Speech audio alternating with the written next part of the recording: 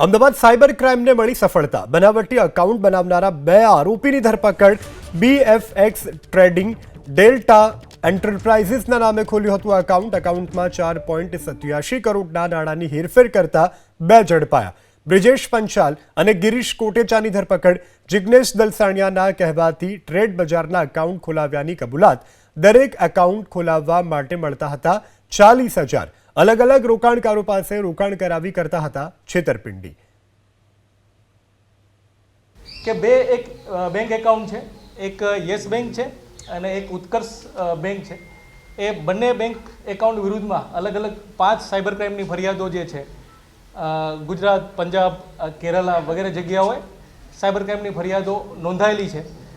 આ હકીકતના આધારે અમે આ બંને એકાઉન્ટની માહિતી અમે અલગ અલગ બેંક પાસેથી અમે માંગેલી હતી.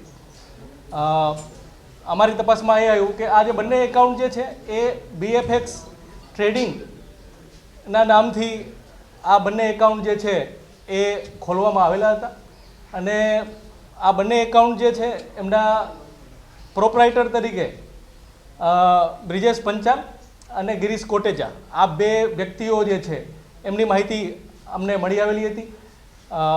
અમે આ બેંકોની જે અમે બેંક સ્ટેટમેન્ટની ડિટેલ કઢાવી તો એમાં પણ યસ બેંક જે છે એની અંદર માત્ર 3 મહિનાની અંદર 4 કરોડ અને 77 લાખ જેટલા ટ્રાન્ઝેક્શનો આ શોર્ટ ટાઈમની અંદર અમને એમાં જણાયા હતા.